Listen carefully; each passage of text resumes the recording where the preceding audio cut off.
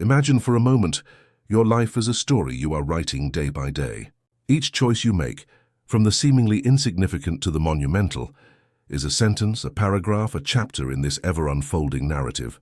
Now picture your future self, years from now, sitting down to read this story. What do they feel? Pride? A sense of vibrant accomplishment?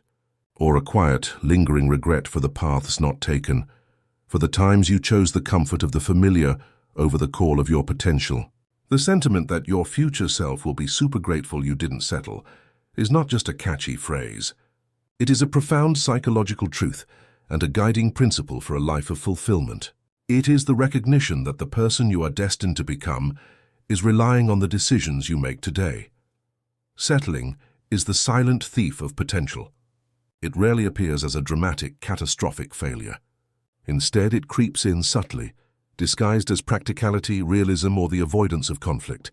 It is the job you take because it's secure, even though it drains your spirit and ignores your talents. It is the relationship you maintain because it's comfortable, even though the deep, resonant connection of true partnership is absent. It is the dream you continually postpone because the timing isn't perfect, or you feel you don't have what it takes. Settling is the act of trading your authentic desires for a counterfeit version of security. In the short term, this trade-off feels safe. You avoid the acute pain of rejection, failure, or uncertainty, but this safety is an illusion. What you are actually doing is incurring a massive debt of discontent, a debt that your future self will be forced to pay with compound interest in the form of midlife crises, a pervasive sense of what if, and the hollow ache of a life lived by default, not by design. The psychology behind why we settle is complex, rooted in our fundamental need for safety and our cognitive biases. Our brains are wired for survival, not necessarily for maximized happiness. The unknown, the uncharted territory of our ambitions, is neurologically registered as a potential threat. Choosing the known, even if it's mediocre, feels safer to our primitive brain than risking the uncertainty of the extraordinary. Furthermore, we are susceptible to cognitive biases like loss aversion, which means we feel the pain of potential loss more acutely than we feel the pleasure of an equivalent gain. The thought of losing the stable job feels more terrifying than the potential joy of a fulfilling career.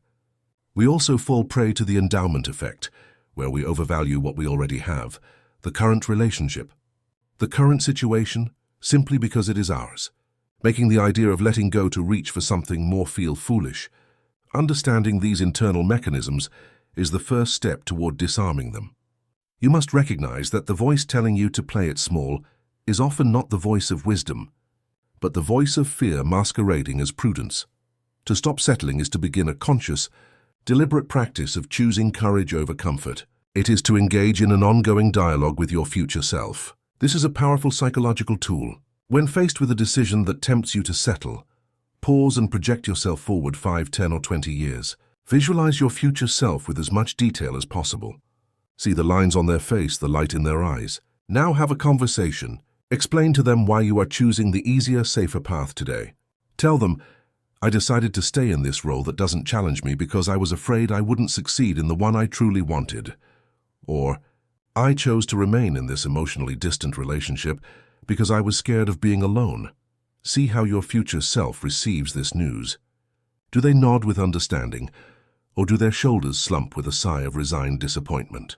The gratitude of your future self is not earned through one giant heroic leap, but through 1,000 small acts of bravery, the difficult conversation you initiate, the skill you dedicate yourself to mastering, the boundary you finally set, the application for the dream job you finally submit. This process requires a deep and sometimes uncomfortable level of self-awareness. You must get brutally honest about what you truly want, separate from the expectations of your parents, your partner, your friends, or society. What makes you feel most alive? What activities cause you to lose all track of time? What kind of person do you genuinely wish to become? This is not about chasing a superficial idea of success, but about aligning your life with your core values. If you value creativity, settling for a rigid, analytical job that stifles it is a form of self-betrayal.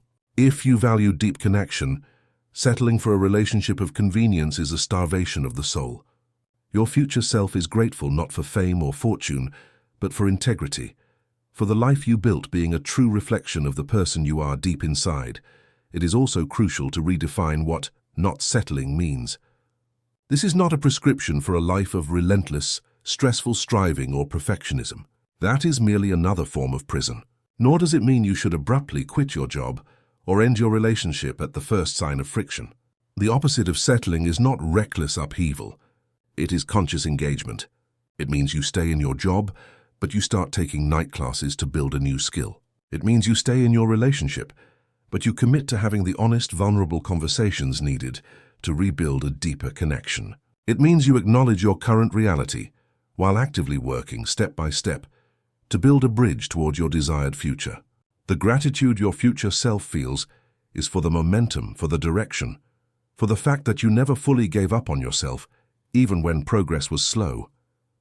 The resistance you will face is inevitable. There will be days when the fear is loud, when the temptation to fall back into the comfortable rut is almost overwhelming. This is where you must cultivate a resilient mindset. Learn to reframe failure not as a verdict on your worth, but as data. Every no, every setback is simply information guiding you toward a better yes. Build a support system of people who see your potential and will hold you accountable to it. People who will remind you of the future self you are building when you are tempted to forget. Practice self-compassion on this journey. You will not get it right every time. There will be moments of backsliding, moments where you choose the easy path. Do not use this as an excuse to give up entirely. Forgive yourself, learn the lesson, and recommit. Your future self is grateful for your resilience, not for your perfection. Consider the landscape of your entire life. The small, safe choices compound into a life of limitation. The courageous choices, however frightening at the time, compound into a life of expansion and vitality. The salary you didn't negotiate for compounds into hundreds of thousands of dollars in lost earnings and a nagging sense of being undervalued.